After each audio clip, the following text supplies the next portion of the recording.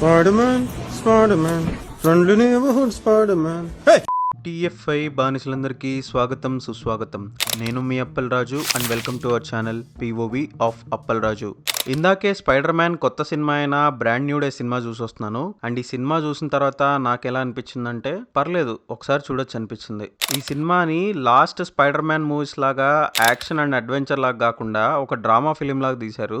Peter Parker ని లోకమంతా మర్చిపోయిన తర్వాత తను ఎలా బతుకుతున్నాడు, తన పాత ఫ్రెండ్స్ ని మీట్ అయ్యి తను నిజంగా వాళ్ళకి ఏమవుతాడు అనే నిజాన్ని చెప్పాడా లేదా అనే దాని చుట్టూ ఈ సినిమా తిరుగుతుంది. అండ్ ఈ సినిమాలో పీటర్ పార్కర్ కి ఒరిజినల్ గా స్పైడర్ మ్యాన్ పవర్స్ వస్తాయి. ఆ ఎలిమెంట్ ఈ సినిమాలో నాకు కొంచెం కొత్తగాను అండ్ మన పాత స్పైడర్ మ్యాన్ సినిమాల్ని గుర్తు చేసినట్టు అనిపించింది. స్టార్టింగ్ లో ఇంట్రొడక్షన్ అంతా బాగున్నా కూడా నాకెందుకో పేసింగ్ చాలా స్లోగా అనిపించింది. మధ్య మధ్యలో పనిషర్ ఇంకా బ్లాక్ విడో లాంటి క్యామియోస్ వస్తున్నా కూడా నాకేం పెద్ద ఎక్సైట్మెంట్ అనిపించలేదు. బట్ ఎప్పుడైతే బ్రూస్ బ్యానర్ క్యారెక్టర్ ఎంటర్ అవుతుందో అక్కడి నుంచి సినిమా కొంచెం ఇంట్రెస్టింగ్ గా వెళ్తుంది.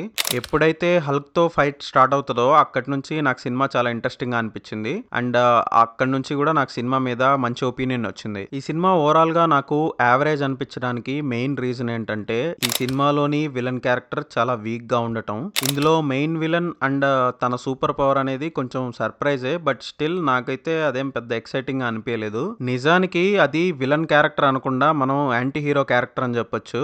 ఎందుకంటే ఆ క్యారెక్టర్ డైరెక్ట్ గా పబ్లిక్ ని ఎప్పుడు హార్మ్ చేయదు. సో ఆ క్యారెక్టర్ ని మనం పెద్ద థ్రెట్ లాగా ఫీల్ అవ్వం. అండ్ స్పైడర్ మ్యాన్ కి వచ్చే కాన్ఫ్లిక్ట్స్ కూడా మనకేం పెద్ద ఇంట్రెస్టింగ్ గా అనిపించవు.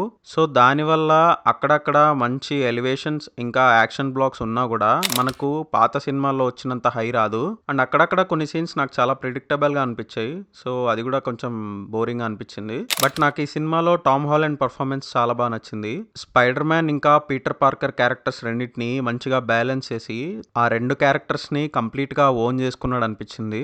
ఇంకా ఈ సినిమాలో హల్క్ తో ఫైట్ ఉంటుందని చెప్పాను కదా, ఆ ఫైట్ నాకు చాలా మంచిగా అనిపించింది. అండ్ క్లైమాక్స్ లో నింజా వారియర్స్ తో ఫైట్ సీన్ ఉంటది. ఆ సీన్ లో స్పైడర్ మ్యాన్ బీచ్ మోడ్ లోకి వెళ్తాడు.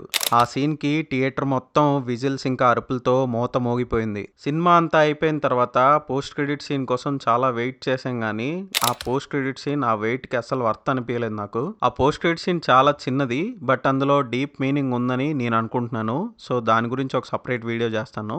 అండ్ ఎండింగ్ కూడా నేను ఎక్స్ప్లెయిన్ చేయాలనుకుంటున్నాను ఆ వీడియోలో. So stay tune for that video.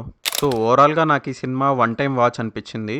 And 3Dలో ఖచ్చితంగా ఈ సినిమాను ఒకసారి ఎక్స్పీరియన్స్ చేయొచ్చు. This is our review, point of view for the film Spider Man Brand New day.